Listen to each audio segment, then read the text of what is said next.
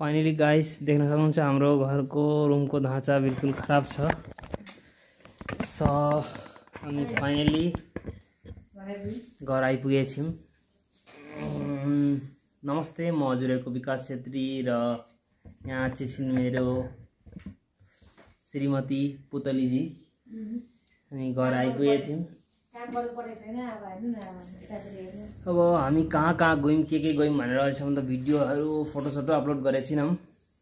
अब हजुरहरूलाई म भन्न चाहन्छु कि हामी सायद कामाख्या मन्दिर गयौँ, त्यहाँबाट उमानन्द गयौँ, त्यसपछि हामी पानागढमा बस्यौँ कति दिन। पानागढमा बस्यौँ, त्यतै पनि सानोतिनो जग्गामा घुम्यौँ।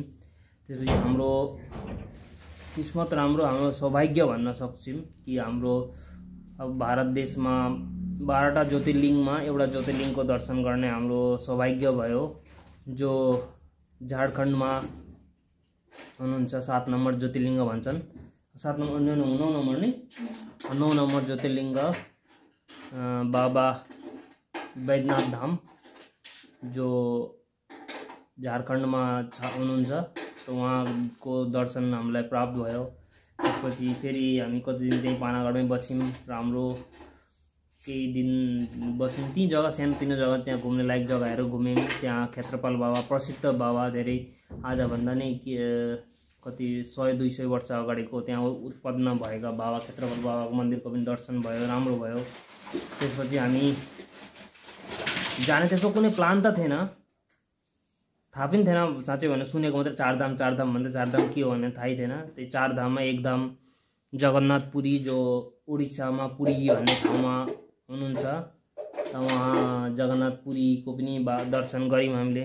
त्यसपछि त्यही सामने धेरै समुद्र सागर, हामी गोवा बिच जस्तो अब भनौँ न होइन, गोवा बिच जस्तो थियो, त्यस्तैमा हामी डुल्यौँ एकछिन।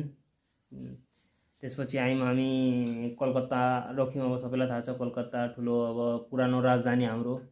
त्यहाँ बस्यौँ 1-2 दिन। कलकत्तामा हामी धेरै ठाउँ घुम्यौँ। हजुरहरूको त्यसको फोटो, सानो फोटोहरू धेरै हामीले मेमोरी क्याप्चर गरेर ल्याएको छौँ। त्यो हजुरहरूलाई देखाउने छौँ। हामीले के भन्छन्, भोलि त हामी गयौँ त्यहाँ प्रसिद्ध, सबभन्दा कलकत्तामा प्रसिद्ध, सबलाई दुर्गा माता काली पूजा थाहै छ बङ्गाली मान्छेले, बेङ्गोली वेस्ट बेङ्गलमा बेसी मान्छन्। प्रसिद्ध काली माको मन्दिर छ, जहाँ गङ्गा नदीको साथमा हुनुहुन्छ। दक्षिणेश्वर मन्दिर कलकत्ता दक्षिणेश्वरमा हुनुहुन्छ। बेसी टाइम लाग्दैन, त्यहाँबाट हाउडा रेलवे स्टेसनबाट तपाईँलाई त्यही 40 मिनट जस्तो लाग्छ। त्यहाँ गयौँ।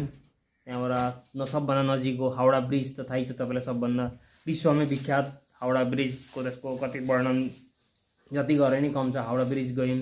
त्यसपछि हामी भिक्टोरिया मेमोरियल गयौँ, जहाँ ब्रिटिसको जमानाको ब्रिटिसको रानी सानी त्यसको सबै कहानीहरू हजुरलाई देखाउँछु। होइन, म भन्न सक्दिनँ, म त्यस्तो सुन्दरताहरू त्यति छ। भिक्टोरिया मेमोरियल गयौँ। त्यहाँबाट सबभन्दा सुन्दर पार्क, अब जस्तो हाम्रो यहाँ अब डिगो सानोतिनो पार्क, त्यस्तै ठुलो सबभन्दा ठुलो कलकत्ताको पार्क इको पार्क गयौँ। त्यसपछि भिक्टोरिया मेमोरियल गयौँ। साइन्स सिटी, जो के अरे साइन्सको दुनियाँको सबभन्दा ठुलो एकदम, त्यहाँ धेरै टेक्नोलोजीले हरेक चिज बनाएको छ त्यहाँ। अब सबै चुक देखाउन कति जग्गा हाम्रो मोबाइल एलाउ गर्दैन, कति जग्गा सकेसम्म चाहिँ हामीले फोटो खिच्ने प्रयास गऱ्यौँ होइन। मोबाइल एलाउ गर्दो रहेछ जग्गा पनि, त्यही अनुसारले गऱ्यौँ। अनि त्यसपछि साइन्स सिटी गयौँ। अनि जू पनि गयौँ। जूको भित्र मोबाइल मेरो स्विच अफ भएकोले मेरो फोटो सायद 1-2टा छ, त्यो देखाउँछु हजुरलाई। त्यहाँबाट के भन्छन्, इको पार्क गयौँ। फोर्ट विलियम नि गयौँ। त्यहाँबाट जहाँ हाम्रो क्रिकेट स्टेडियम सबभन्दा ठुलो, के भन्छन् जग्गाको नाम के अरे, इडेन गार्डन पनि हामीले देख्यौँ। भित्र त पस्न सकेनौँ, हाम्रो त्यति हैसियत पनि छैन भित्र पसेर हेर्ने। क्रिकेट पनि त्यस्तो केही चलेको थिएन र समयको पनि अभाव थियो। हामी बाहिरबाटै हेऱ्यौँ। अब नदेखेको चिज त हेरेकोलाई हेरेकै भनिन्छ। अरू धेरै ठाउँ सानोतिनो जग्गा घुरियो। धेरै राम्रो मिठो पलहरू हामीले मेमोरी क्याप्चर गरेर ल्याएको छौँ, हजुरहरूलाई देखाउने कोसिस गर्छौँ। हजुरलाई राम्रो लाग्छ भने लाइक, कमेन्ट, सब्सक्राइब के भन्छन् सेयर गर्नु होला, हेरिदिनु होला। अगर राम्रो लाग्दैन भने केही छैन, त्यसमा कुनै ठुलो कुरा त छैन। हामीले त्यही लागि म त अपलोड गर्दैछु, राख्दैछु, एउटा मेमोरियल मेरो लागि त। किनभने अब यो समय फेरि फर्केर आउँदैन, जुन हामीले जहाँ गयौँ, जहाँ घुम्यौँ।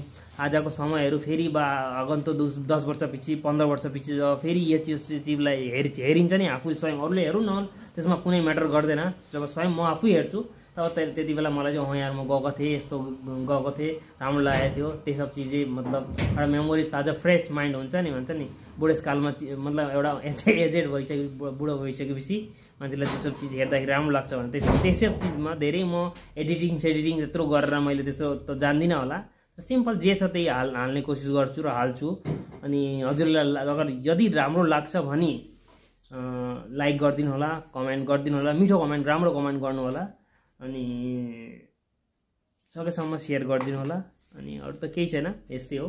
म हजुरहरूको विकास छेत्री र यहाँ मेरो श्रीमान पूर्णिमा श्रीमती भनौँ न पत्नी भन्न त्यस्तै हो। अब मिठो पलाएर हाम्रो अब आगन्तुक दिनमा पनि धेरै अब सानोतिनो सपिङ गऱ्यौँ हाम्रो हैसियत अनुसारले। बाँकी अरू पनि अब जाने प्लान त मान्छेलाई के सक्दा त मान्छेले के सारा संसारै डुलेर पनि नसकिनु हुन्छ जीवनभरमा तर केही छैन। हजुरहरूलाई अब यतिमै म समाप्त गर्दछु मेरो यो सानो कुराहरू। बाँकी भिडियोलाई हेर्नु होला सक्दो राम्रो कमेन्ट गर्नु होला। कतिपय मान्छेले मलाई पनि अब भनौँ त यसो के नेगेटिभ चिजहरू के भन्नु होइन धेरै कुरा पनि गरिरहेछन् तर त्यसोलाई म आउट अफ माइन्ड म छोडिदिन्छु। भन्नेले भनी गर्छन् सुन्नेले एउटा सुन्नु सबको गर्नु आफ्नो भन्छन् सबैले त्यही हो। म पनि यो कानले सुन यो कानले उडाइदियो राम्रो चिज राख्यो नराम्रो चिज फ्यालिदियो त यति नै हो। फेरि भेटौँला। धेरै माया र सम्झना हजुरहरूले पनि धेरै सपोर्ट माया गरिराख्नु भएको छ अझै नै गरिराख्नुहुन्छ भनेर आशा गर्छु र यो भिडियोलाई यहीँ समाप्त गरेर फेरि भेटौँला। Bye bye love you lot of love. नाचा यस्तो छ अब मिलाउनुपर्छ। बाई।